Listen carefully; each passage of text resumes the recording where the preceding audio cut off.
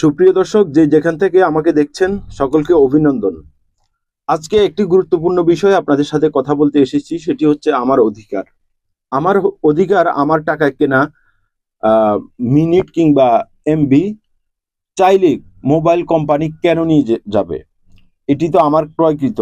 আর আমি যেটি কিনি, আমার যে এমবি কিনি, আমি যে মিনিট কিনি, সেগুলো আমারই থাকবে। মেয়াদ শেষ হলে সেগুলো আমার ব্যালেন্সের সাথেই যুক্ত হওয়ার কথা। কিন্তু আমরা বাংলাদেশে যেটি লক্ষ্য করেছি সেটি হলো সকল কোম্পানির যতগুলো অপারেটর আছে, গ্রামীণ, রবি, বাংলালিংক, সিটিসেল, ওয়ারি, টেলিটক, তারা প্রায় একই সিস্টেমে আমাদের থেকে এই টাকাটা প্রতারণার মাধ্যমে নিয়ে যায়। নির্দিষ্ট একটা টাইম দেয় আমাদেরকে, সেই টাইমের ভিতরে আমরা যদি ব্যবহার না করতে পারি, আমাদের ক্রয়কৃত সেই মিনিটগুলো জিরোতে পরিণত হয়। আমরা এখানে জিরো ব্যালেন্স হয়ে যায়।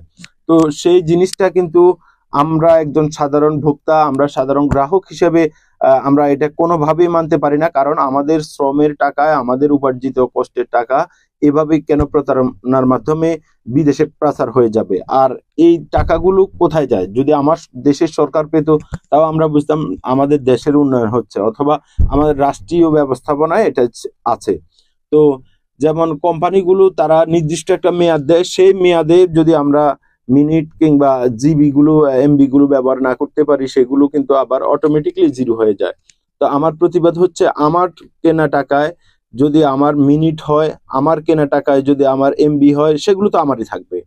তো এখান থেকে আমি, আমার অবস্থান থেকে আমি প্রতিবাদ করছি। সেই সাথে আমি খুব শীঘ্রই একটি মামলা করব। সেই মামলাতে টেলিকমের সকল যতগুলো টেলিকম কোম্পানি আছে সেগুলো তার প্রতিপক্ষ থাকবে।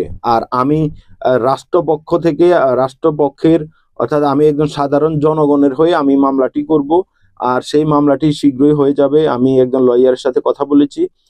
আমরা এর প্রতিবাদ হিসেবে আমরা ভিডিওটি সর্বত্র ছড়িয়ে দিব। আমরা চাই আমাদের কেনা টাকা, আমাদের কেনার মিনিট কিংবা এমবি, এগুলো আমাদের থাকুক। এটি অন্যথায় অবৈধভাবে এই টাকাগুলো কোথায় যায়, আমরা অদৃশ্য হয়ে যায় যে টাকাগুলো, সেই টাকাগুলোর হিসাব আমরা চাই।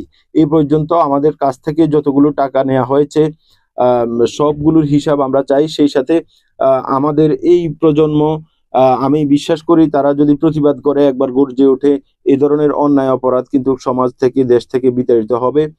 সকলে ভালো থাকুন। ভিডিওটি সকলে শেয়ার করার আহ্বান জানাচ্ছি।